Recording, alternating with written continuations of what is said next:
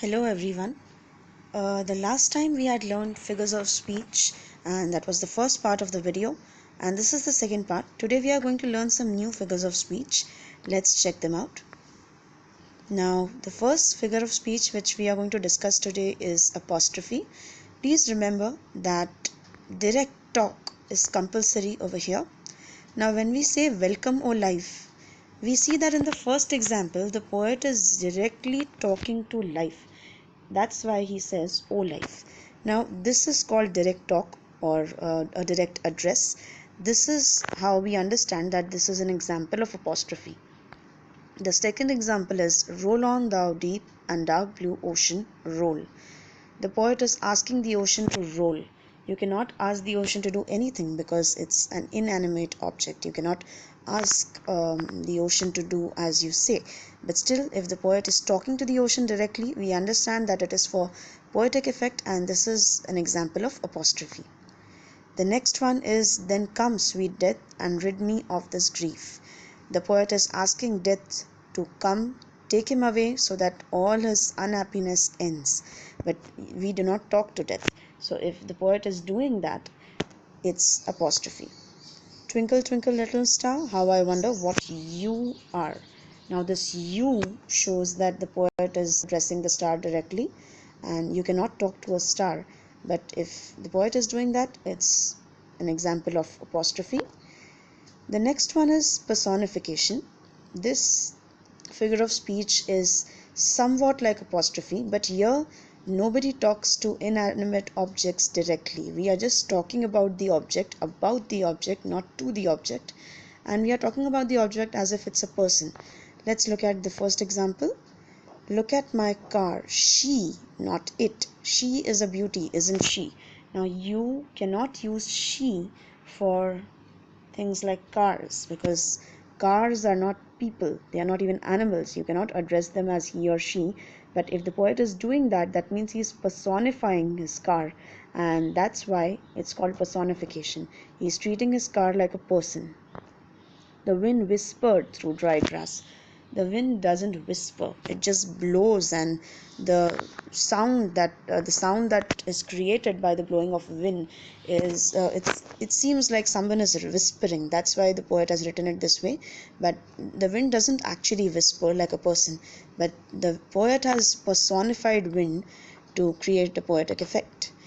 "The flowers danced in the gentle breeze." Actually, the flowers sway, or I should say move, when there is a breeze. They don't dance. People dance, or maybe even animals dance.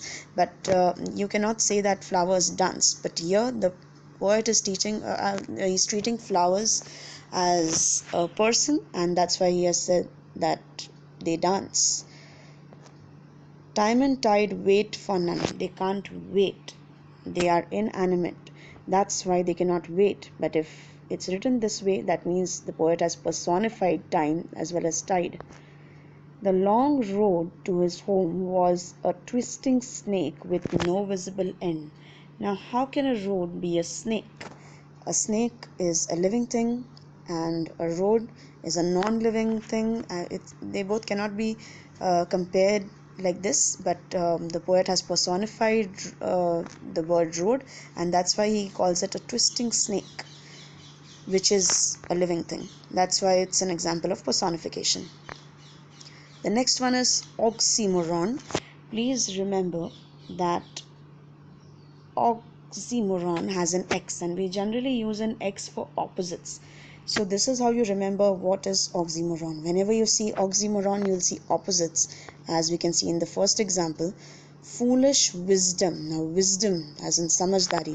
We cannot say foolish wisdom, but it is said over here because maybe somebody tried to be smart but they were not. So foolish wisdom, they both are opposites, but they are put in the same sentence. They are put together. It's not a sentence actually, but it's a phrase, and they are put together, and because they are put together, it's called oxymoron.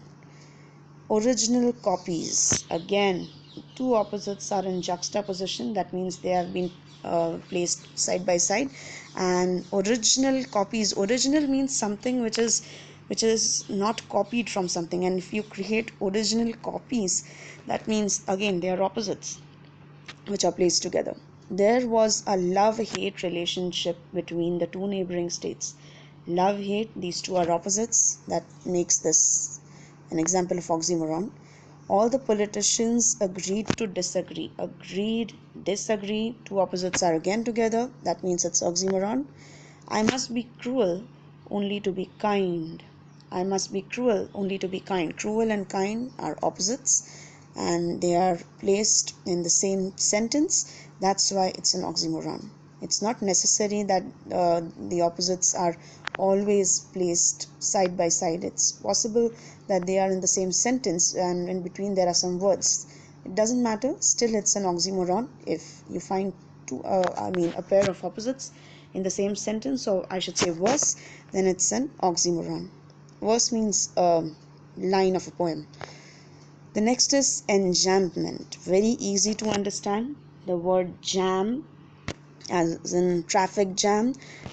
Now, if you see the first example, you'll see that there is no punctuation mark at the end of this line, and directly the second line starts. Now, and that too with a capital letter, but there is no punctuation mark. Still, it's just going on non-stop. That's why we call it enjambment. We do not see any stoppage. The next one, autumn showing off colors slowly, letting the splendid colors flow softly to earth below. No punctuations are placed over here, and directly the next line, the following line starts. That too with a capital letter. It doesn't matter if the letters are not capital, but there is no punctuation mark at the end of these verses. That's why they are this can be called an example of enjambment. When raindrops are exposed to sunlight, even colorless become vibrant. The comma is here, not at the end. That's why we can say that it's an example of enjambment. Consonance. Now, I'm sure you know the meaning of consonant, and this is how you remember this. Now, that's a type of repetition. If you have watched the first video on figures of speech, you must remember that repetition has got many types, and consonance is one of its types. And a consonant is actually something that's besides A, E, I, O, U. Now, A, E, I, O, U are vowels, and all the other letters are consonants. Now, this is what it's going to show why this name is selected for this figure of speech. She ate 7 sandwiches on a sunny Sunday last year. Now, the sound which is being repeated again and again is the sound. That means S. Remember, we are not bothered about the letters, we are just bothered about the sounds. No matter what the letter is, we have to focus only on the sounds. So the sounds is being repeated and is a consonant sound, because vowel sounds are generally not even generally, vowel sounds are always with an open mouth when your teeth or your lips do not obstruct the air coming out of your throat. It just passes directly, like a, o, e, whatever. But here a consonant sound is being pronounced by bringing your teeth together, like this is why it's called a consonant sound. Mike likes his new bike. Now, there are vowel sounds also, but we have to focus on k. Now, a k sound is again being obstructed with the help of your tongue, and that's why it's a consonant sound, k or k. Even in Hindi, k is a consonant, it's a vyanjan, not a swar. So, this is how we understand that it's consonants. When Billy looked at the trailer, she smiled and laughed. The sound, sound, the l sound is a consonant sound. Even in Hindi, l is a consonant, it's a vyanjan. He struck a streak of bad luck. Again, is by all means a consonant sound. That's why it's an example of consonants. Assonance. Now, assonance is the opposite of consonance. Again, it's a type of repetition. I have not written it because it's understood. Vowel sounds. Please remember that vowel sounds are produced by letters like A, E, I, O, U, and sometimes even Y. And let's see the first example to understand this better. Go slow over the road. Now go slow over o. The o sound is being repeated, and the o sound is a vowel sound by all means, because here you directly pronounce it. There's no obstruction, nothing stops the air that comes out of your mouth when you say o. This is why it's a vowel sound, and this makes it an assonance. An example of assonance: the light of the fire is a sight. Now, the sound which is being repeated is I. The I sound is pronounced with a, I. The a sound is a vowel sound. Even in Hindi, a is a vowel, it's a swar. I must confess that in my quest I felt depressed and restless. Now, S, that's the sound that is being repeated again and again. Even the sound is being repeated, and that's why it's an example of assonance. If I bleat when I speak, it's because I just got, and there was something in between, flee. Now, the E sound is being repeated. That's what makes it an example of assonance. So please remember, consonance is for consonant sounds, not letters. Assonance is for vowel sounds, again, not letters. Let's see the difference between personification and apostrophe. Now, personification, remember the word person in the beginning, actually makes you remember this. When you treat an object as a person, it's personification. An apostrophe is when you directly talk to an object. It's a direct address. Let's look at the first example. Life returned with more happiness. Life cannot return because it's not a person, it's not an animal which can go and return. But if the poet is treating life as a person, it's called personification. Apostrophe, welcome, O life. Now, O life, a direct address. The poet is directly talking to life. That's why it's apostrophe. The fog comes on little cat feet. It sits looking over harbor. Now, how can the fog come or even sit? It just keeps on passing. It's not a person or an animal which can do things, which can do actions. But if it's written this way, if a verb is attached to it, that means it's personification. But there's no direct conversation. Nobody's talking to the fog. You're just talking about the fog. That's why it's personification. Fog, you're deceitful. But here we are talking to the fog. We are calling fog you. Now, you is a pronoun not used for objects or things or inanimate objects, I should say. But if the poet is talking to the fog, that means it's apostrophe. So whenever you see an apostrophe, you'll see a conversation. Death embraced the old man. Death hugged the old man. That means death took away the old man's life. That means the old man was dead. Now, death embraced. People hug or animals hug. Death cannot do that. But if death has done it in the verse, that means it's personified. Then come, sweet death, and rid me of this grief. The poet is asking sweet death to come. He's talking to death directly. That's why it's apostrophe. So remember, personification is when you're talking about things as if they are persons or animals or something which can do actions. And apostrophe is when you're talking to objects, when you're directly addressing them. Consonance versus assonance. Consonance, consonant sounds. Assonance, vowel sounds. Now, it even starts with a vowel, so you can remember it that way. She ate 7 sandwiches on a sunny Sunday last year. The s sound makes it consonants. Go slow over the road. Now, the o sound is a vowel sound, that's why it's assonance. Shelley sells shells by the seashore. The sh sound is being repeated, and the sh sound is a consonant sound even in Hindi. Sh is a vyanjan.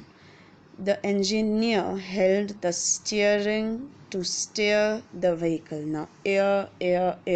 Now, ear. The sound starts with an E, and E is a vowel sound even in Hindi. I dropped the locket in the thick mud. Now the sound which is being repeated is t, t, t. Even if the letters are different, it doesn't matter, because if you pronounce them, dropped, locket, mud, the t sound is being repeated. Dropped, locket, mud. Now the t sound, it's a very gentle sound. It's not exactly t, it's t. That's why we can say it's a consonant sound. As it is, we do not have to think much, because the sound which we are producing is not flowing properly. It's being obstructed, like t. The tongue plays a role over here. I must confess that in my quest I felt depressed and restless. S, and sir, and sir, s. Now is a vowel sound. Even in Hindi, it's a swar, a. Now it's time for quiz. If you have seen my earlier video on figures of speech, you must remember that I always quiz my students after teaching them. Now I'll be giving you 30 seconds, and these are the verses, and there are also some sentences.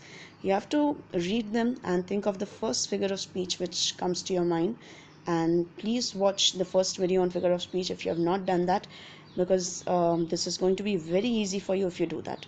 So your time starts now.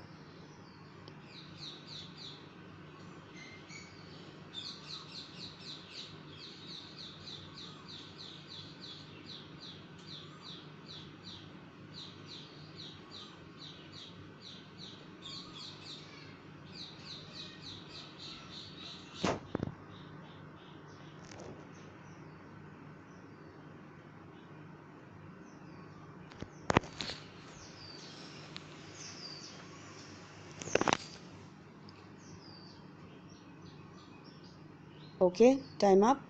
Time to see the answers. Those images that yet fresh images beget.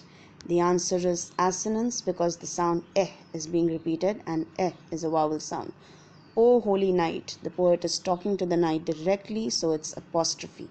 Not personification, because here the poet is talking, not just talking about, but he's talking to the night. My alarm clock yells at me to get out of bed every morning. Now the poet is talking about the alarm clock. He's saying my alarm clock shouts, yells. How can an alarm clock yell? So it's personification. He stood on the road and cried. This is consonance, because the t sound is being repeated, and the t sound is a consonant sound.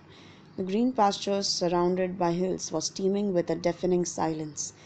Deaf and silence, deafening silence. Oxymoron, two opposites are placed together, side by side.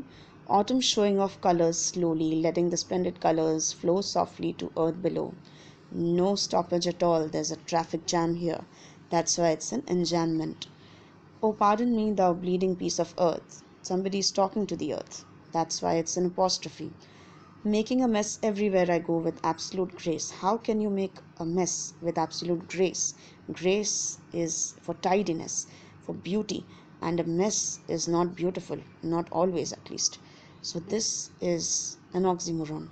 The flowers were blooming, the bees kissed them. The flowers were blooming, the bees kissed them. Now, there's a verb being used for flowers, and let's see what it is. It's personification for obvious reasons. Now this is a little assignment for you. Choose the correct figure of speech from the box for the following. You have to choose the correct figure of speech from the box which is given below the question, and you have to read all the sentences and verses. Think of the first figure of speech that comes to your mind after looking at the sentence, the verse, or and finally the box. And don't worry if you do not get all of them right. It's fine. Even if you get a few of them right, or even let's say 5 or 6 right, it's fine. And if you get all of them right, I really call that some good news. But if you do not get them right, do not get confused, do not lose hope. You can watch the videos again, the 2 videos on figures of speech, and I'm sure you will do very well. So thank you for watching. Keep practicing.